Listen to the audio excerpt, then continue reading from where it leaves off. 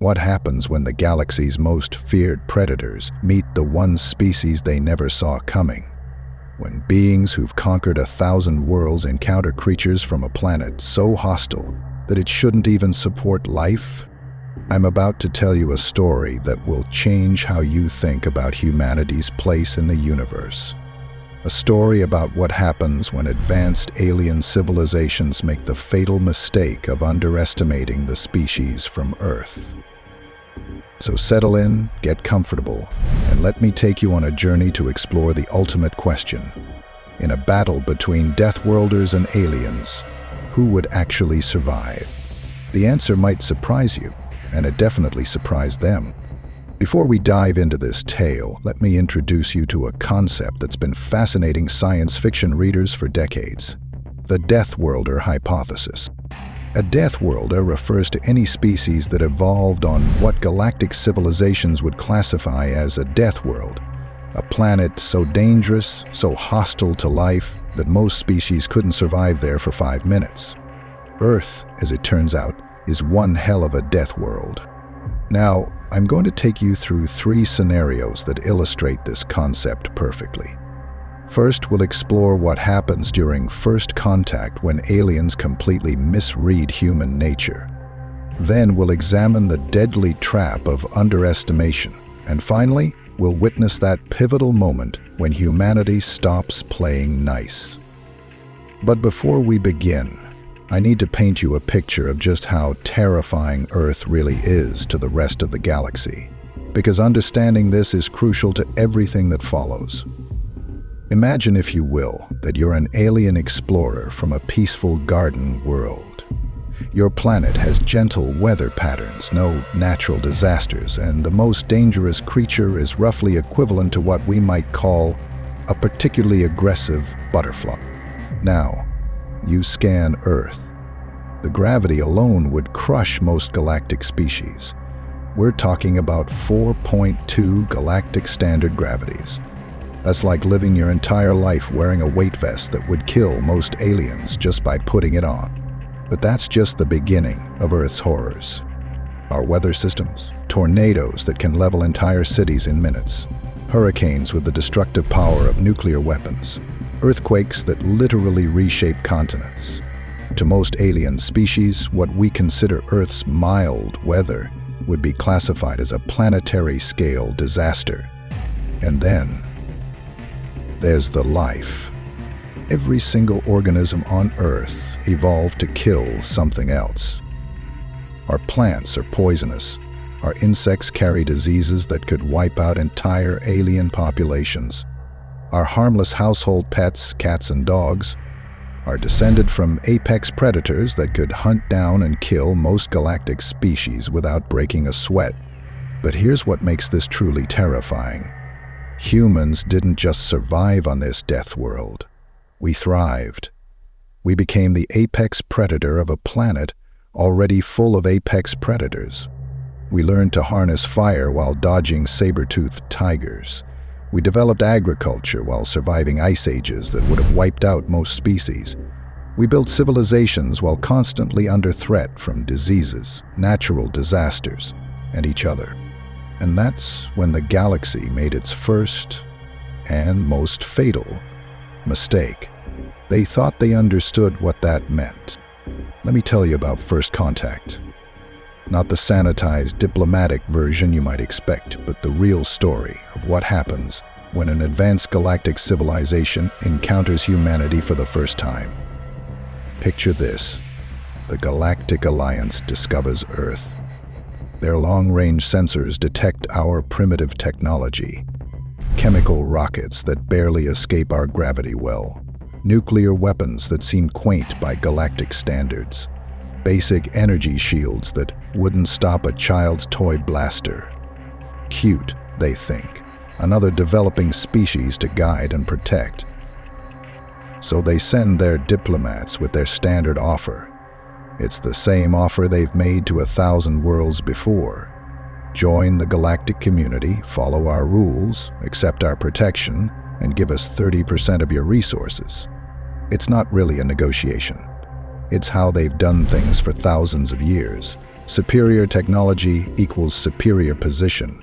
Might makes right. The strong protect the weak for a price. But here's what they didn't understand about humans. We've been fighting for survival since we first climbed down from the trees. Every human alive is the descendant of millions of years of the most brutal natural selection the galaxy has ever seen. When the aliens arrive with their overwhelming technological superiority, humans do what we've always done when faced with a superior predator. We smile, we nod, we appear to submit, and we start planning. The aliens see our compliance as proof of their superiority. They see our peaceful nature as weakness. They see our willingness to negotiate as evidence that we know our place in the galactic hierarchy. What they don't see is that humans have been preparing for this exact scenario since we first looked up at the stars and wondered what else might be out there. Because here's the thing about Deathworlders that the galaxy never understood. We don't just adapt to existing threats. We prepare for threats that don't even exist yet. While the aliens congratulate themselves on another successful integration, human scientists are reverse engineering their technology. Human strategists are studying their tactics. Human engineers are finding weaknesses in systems that have been perfect for millennia. And all the while, we keep smiling, keep nodding, keep playing the role of the grateful primitive species, thankful for the protection of our galactic betters. In every great story about Deathworlders, there's a moment, a line that gets crossed, a point where humanity stops playing nice and shows the galaxy what we're really capable of. Maybe it's an unprovoked attack on civilian populations. Maybe it's the destruction of a research station full of innocent scientists. Maybe it's just one too many condescending remarks from alien protectors who think they know what's best for the primitive humans. And that's when the galaxy learns the most important lesson about Deathworlders. We didn't become the dominant species on Earth by being the strongest, or the fastest, or even the smartest. We became dominant because when something threatens us, we don't just fight back. We make absolutely certain it can never threaten us again. The aliens expect conventional warfare. They expect us to meet their fleets with our fleets, their technology with our technology. They expect a fair fight according to the rules of galactic warfare that have been established for thousands of years. Instead, they get humans who turn their own technology against them. Humans who find critical weaknesses in systems that have been considered flawless for millennia. Humans who don't just win battles, they rewrite the fundamental rules of warfare itself. Because here's what the galaxy never understood. Every human is a walking, talking product of the most hostile environment in known space. We're not just physically tough, we're creative, adaptable, and absolutely ruthless when survival is on the line. When the first human warship appears on their sensors, the aliens laugh. It's small, primitive-looking, clearly no match for their advanced vessels. They prepare to disable it with minimal effort, perhaps as a demonstration of their overwhelming superiority. Then the human ship does something impossible. It absorbs their weapons fire. Every energy beam, every plasma bolt, every quantum torpedo, all of it gets captured and redirected back at them with devastating effect. Their shields, designed to stop any known weapon, prove useless against their own technology turned against them. Their tactics, perfected over millennia of conquest, crumble when faced with an enemy that doesn't follow the established rules, building to revelation. And in that moment, as their mighty fleets are systematically dismantled by a single human vessel, the aliens finally realize what they're facing. The primitive species they thought they could control has just demonstrated that they've been holding back. That everything the galaxy thought they knew about human capabilities was carefully managed theater. The balance of power in the galaxy shifts forever. Not through conquest, not through domination, but through the simple demonstration that humanity will not be controlled, will not be subjugated, and will not go quietly into the night. So who survives when Deathworlders meet aliens? The answer isn't as simple as humans win. Because the best stories about Deathworlders aren't really about conquest. They're about what happens when an unstoppable force meets an immovable object, and both sides have to figure out how to coexist. The galaxy learns that humans aren't monsters. We're not some cosmic horror bent on destruction. We're simply products of our environment. When we're not fighting for survival, we're actually quite reasonable. We form alliances, we share technology, we even help former enemies rebuild their shattered worlds.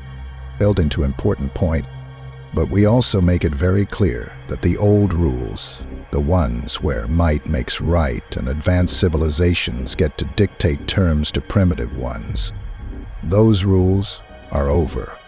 The aliens who survive are the ones who learn to see humans not as threats to be contained or resources to be exploited, but as partners.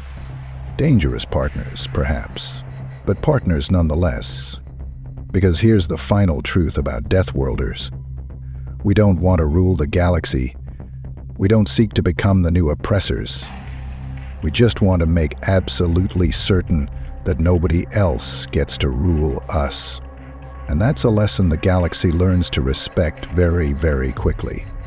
The universe becomes a more interesting place when Deathworlders join the galactic community. Trade flourishes when it's based on mutual benefit rather than exploitation. Technology advances faster when it's shared freely rather than hoarded. Peace becomes more stable when it's built on respect rather than fear. Final thoughts. And perhaps most importantly, the galaxy learns that diversity isn't just valuable, it's essential.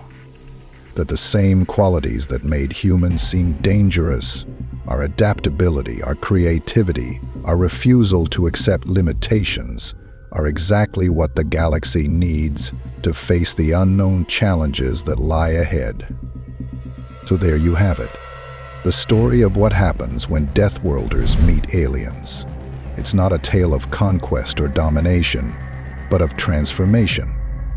The transformation of a galaxy that learns to value cooperation over control, diversity over conformity, and respect over fear. The aliens who survive are those smart enough to adapt, to recognize that technological superiority doesn't mean much when you're facing a species that spent millions of years turning disadvantages into advantages. And humans? We learned that the universe is bigger and stranger than we ever imagined, but that the same qualities that helped us survive on Earth, our adaptability, our creativity, and our sheer, stubborn refusal to give up, serve us just as well among the stars.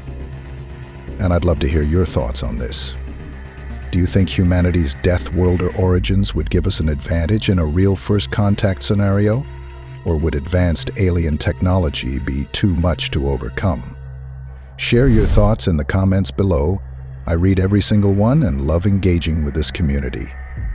If you enjoyed this exploration of Deathworlder fiction, please hit that like button. It really helps the algorithm share this content with others who might enjoy it.